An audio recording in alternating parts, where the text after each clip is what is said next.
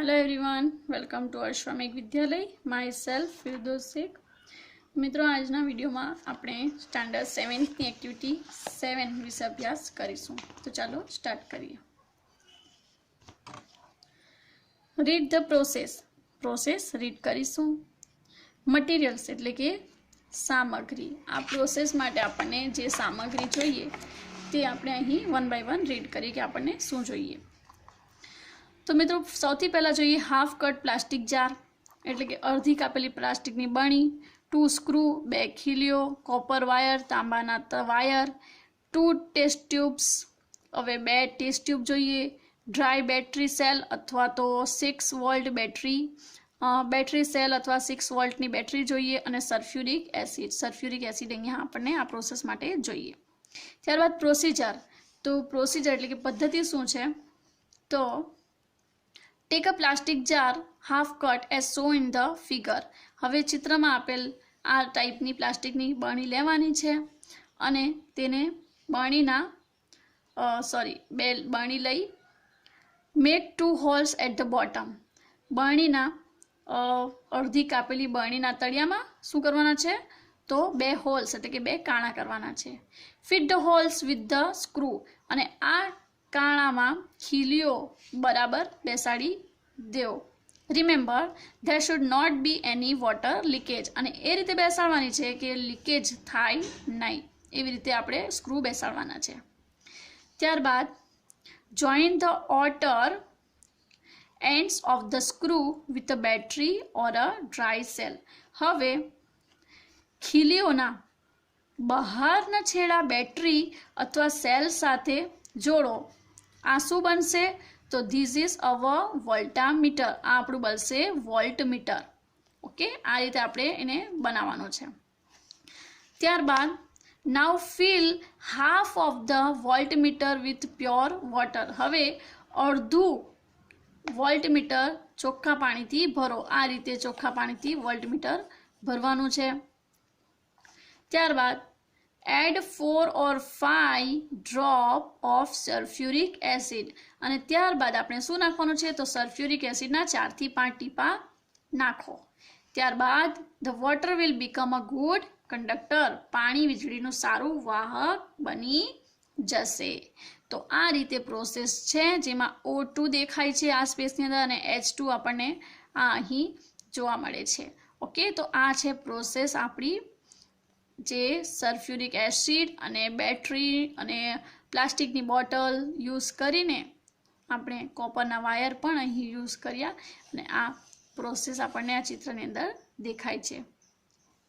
Okay, आना माटे वधु माहिती माटे तमारे हेल्पलाइन पण जोवानी छे। ओके, तो आ हती आपणी एक्टिविटी 7। तो चलो हवे आगळ वधी एक्टिविटी 8। मित्रों, एक्टिविटी 8 है मेगा राइड्सनी उपर जे अपना अमदावाद टू गांधीनगरनी अंदर शरू करवामां आवी छे। तो आजे वधु आपणे ए विषे जाणीशुं। तो चलो स्टार्ट करिए। Gujarat is a progressive state. Gujarat केवो स्टेट है? तो प्रगतिशील राज्य है।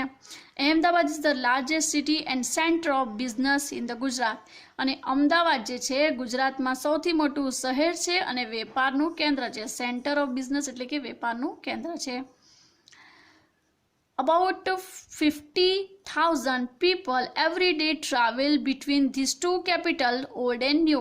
हवे आ बे जे गांधीनगर अने अमदावाद छे तेमां लगभग 50,000 लोको आ बने राजधानी जूनी अने नवी वच्चे शुं करे छे? तो ट्रावेलिंग प्रवास करे छे। So we need a good transport facility. तेथी आपणे एक सारी परिवहन सगवडनी व्यवस्थानी जरूर छे, कारण के आटला बधा लोको 50,000 लोको जो ट्रावेलिंग करता होय तो वधु सगवडनी आपणे जरूर छे। तो सगवड माटे सरकारे शुं कर्युं? The government of Gujarat plan for a new railway project. हवे गुजरात सरकारे एक नवी रेलवे योजनानुं आयोजन कर्युं। The government started rupees 2000 crore company for that project. अने सरकारे ते योजना माटे रुपया 2000 करोड़नी एक कंपनी शरू करी। The name of the company is MEGA. कंपनीनुं नाम छे मेगा अने मेगा एटले Metro Link Express for Gandhinagar and Ahmedabad. आ मेगा वर्डनी अंदर આવી જાય છે મેટ્રો, એક્સપ્રેસ, ગાંધીનગર, અહેમદાબાદ, એટલે કે બન્યું મેગા પ્રોજેક્ટ. તો the cost of this project is about ₹1,200 crores. હવે આ યોજનાનો લગભગ ખર્ચ 1200 કરોડ છે. ચાલો આગળ જોઈએ. This metro rail project has 2 phases. હવે આ જે પ્રોજેક્ટ છે તેના બે યોજના તબક્કા કેટલા છે તો 2 તબક્કા છે એના. ઇન ધ ફર્સ્ટ ફેઝ પહેલા તબક્કામાં there will be 3 lines.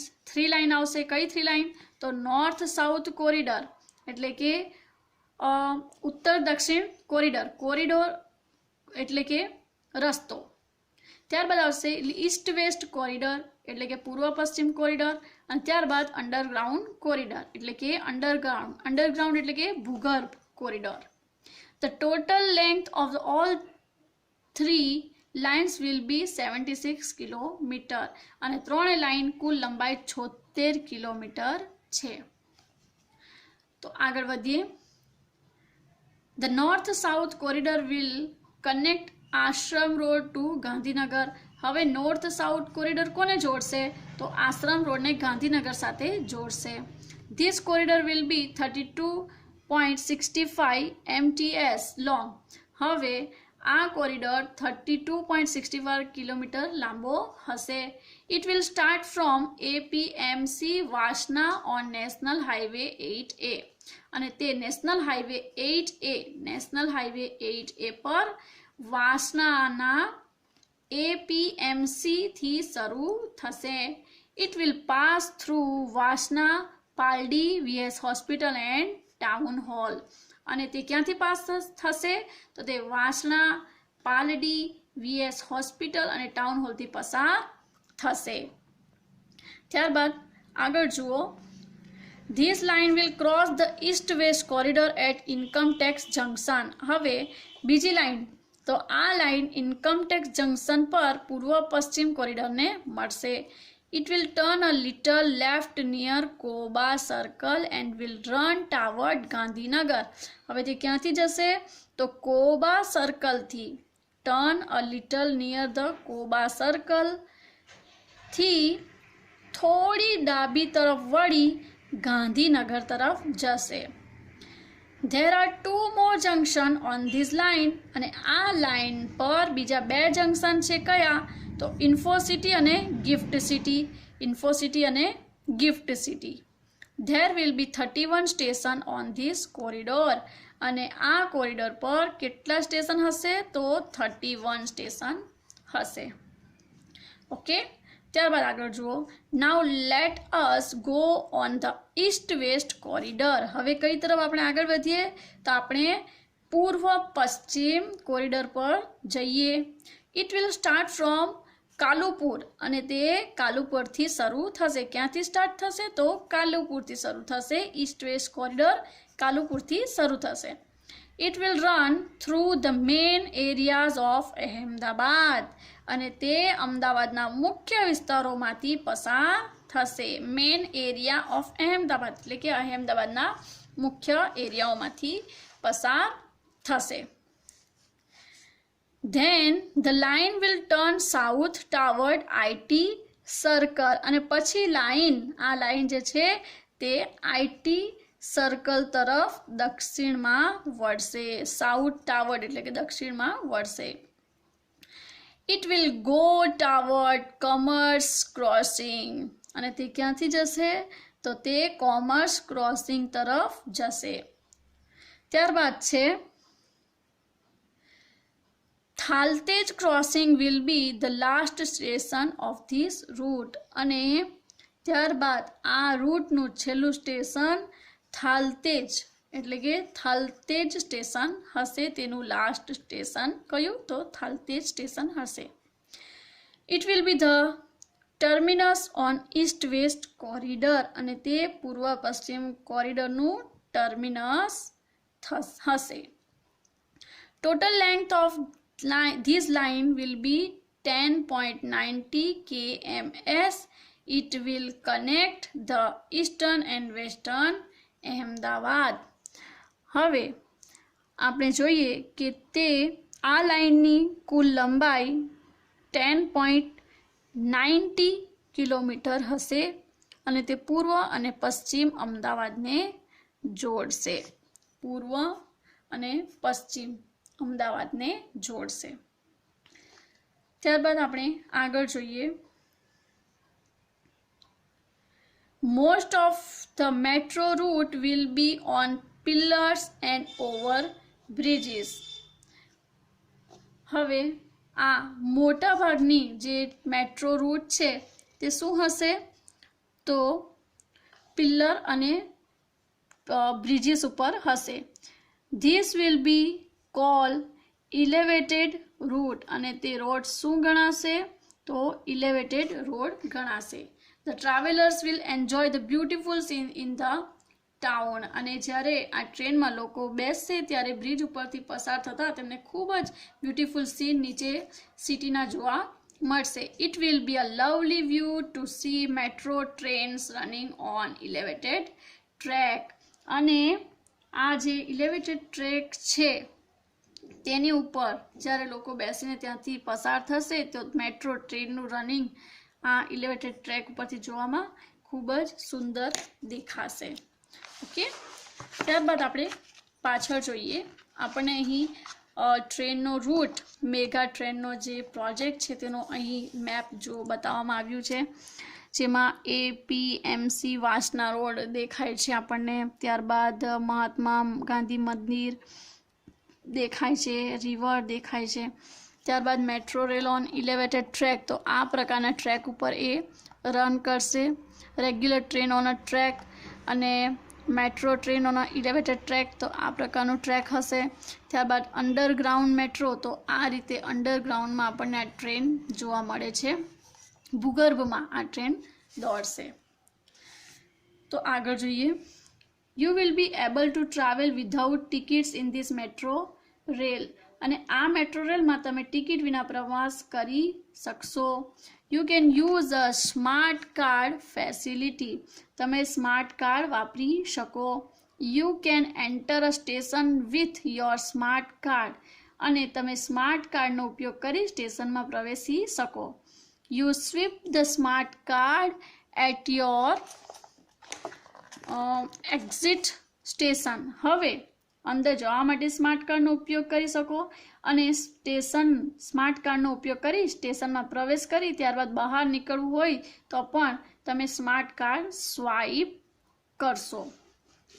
The system will automatically count the travel charges. હવે આ જે સિસ્ટમ છે તેની મેળે જ પ્રવાસનું ભાડું ગણશે. ટ્રાવેલ ચાર્જીસ એટલે કે પ્રવાસનું ભાડું ગણશે. ઓટોમેટિકલી એટલે કે એની જાતે જે સિસ્ટમ છે તે પ્રવાસનું કેટલું ભાડું છે તે જાતે જ કાઉન્ટિંગ કરી લેશે.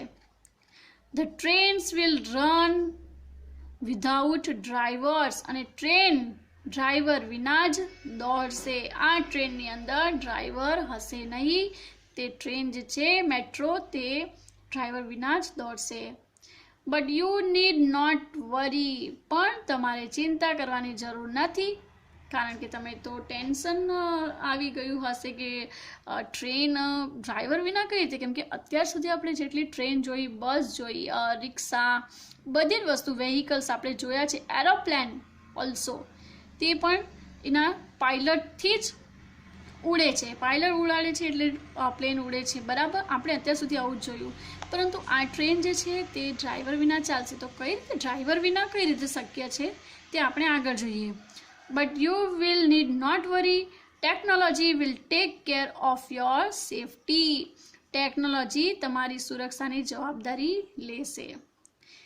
CBTC એટલે કે કોમ્યુનિકેશન બેઝ ટ્રેન કંટ્રોલ. અને કયા હિસાબે ચાલશે? તો CBTC signalling technology will make your travel safe. હવે સિગ્નલથી ચાલશે. આ શાનાથી ચાલશે? તો સિગ્નલ ટેકનોલોજી તમારો પ્રવાસ શું બનાવશે? ટ્રાવેલ સેફ એટલે કે સુરક્ષિત કરશે. હવે આગળ જોઈએ. All the metro cars will be air condition.